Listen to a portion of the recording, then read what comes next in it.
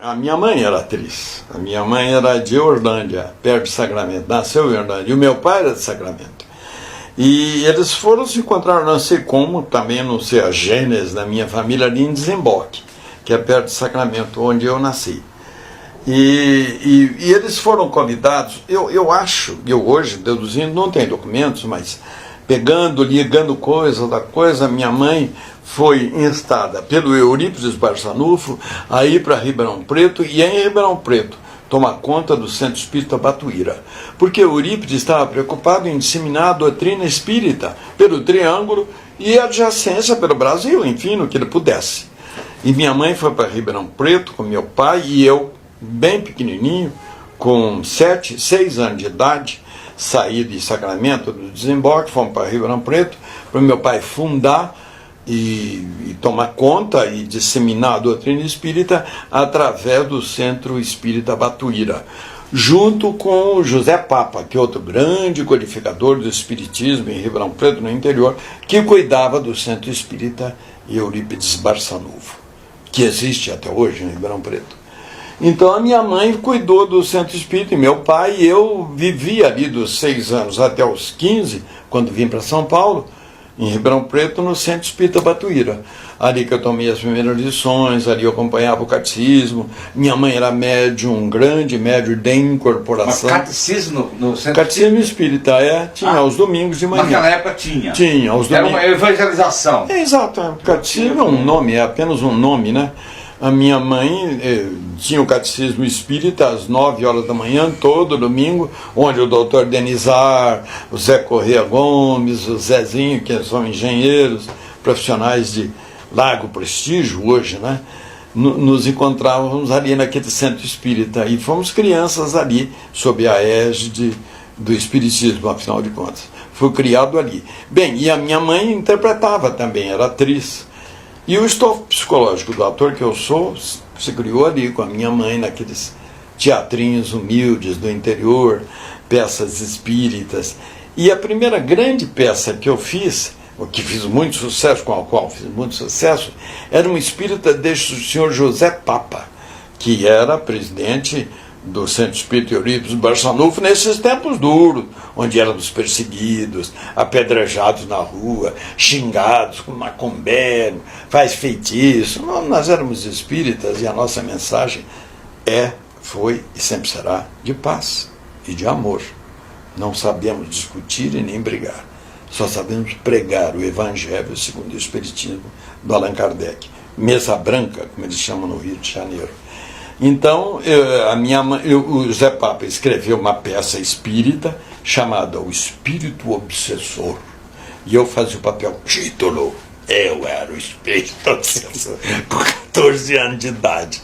E a gente fez essa peça 2 ou 3 dias em Ribeirão Preto, fez para o doutor Paz Novelino, no Instituto Pestalozzi, em Franca, fizemos umas 2 ou 3 dias, e fizemos em Sacramento, lá no colégio do Eurípides Barçanufo, onde eu conheci a mãezinha do Eurípides, e ela me deu uma moringuinha, onde eu bebi muitos e muitos anos dessa água benfazeja, do conhecimento, do amor, da fraternidade, e água mesmo, líquida. Foi ali que eu bebi tudo isso. E essa peça, O Espírito Obsessor, foi meu primeiro grande personagem, que eu fiz muito sucesso com ele. É por isso que eu continuo até hoje sendo Espírito Obsessor. Do Agora, José Papa. Me diga uma coisa, o senhor disse que naquela época os espíritas eram discriminados. O senhor lembra bem desse período? Como que era? Eu era muito criança, não me lembro bem disso. Me lembro, sim, de meu pai falando, minha mãe, das discussões penombrosas, discussões que se davam ali na semi-obscuridade dos centros espíritas.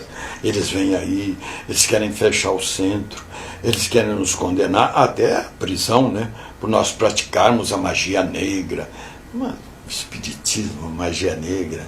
O espiritismo é paz, o espiritismo é amor, o espiritismo é sobretudo fraternidade. Você pode acreditar, não acreditar no que o espiritismo tem de ciência, e tem muito de ciência. A gente mal sabe quais são os limites entre a religião e a ciência. Sabemos que não há religião sem ciência, e nem ciência sem religião. Mas no espiritismo, essa divisão entre ciência e religião é muito difusa, muito vaga. e é passível de estudos profundos até hoje. Nós sabemos disso. Mas eles tratavam magia negra. Eu era discriminadíssimo na escola. Sabe, na escola, menininho, quando pergunta qual é a sua religião, eu ficava... católico, menino? Não. Protestante? Não. E falava bem baixinho, espírita. Todos me olhavam assim, esse menino é espírita. Essa coisa marcou a minha infância.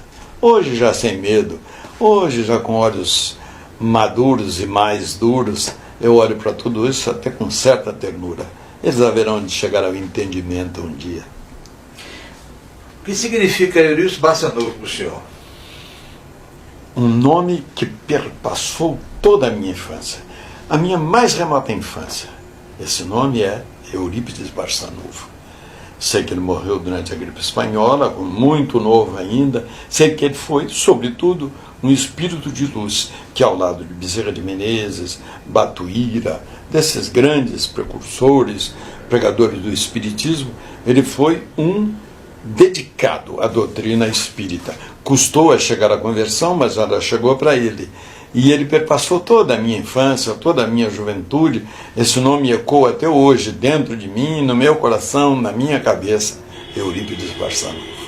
O senhor foi colega e contemporâneo de Augusto César Vanucci, um grande espírita. De Uberaba, Augusto César Vanucci. Trabalhamos na Globo Inicial, da Rede Globo e tal. Quando eu falei para ele, ele falou, nossa senhora, ele era de Uberaba, né? E até hoje o pessoal de Uberaba fala em Augusto César Vanucci e eu sou de Sacramento, ou de Desemboque, se vocês quiserem. Mas fui contemporâneo dele, foi grande amigo meu.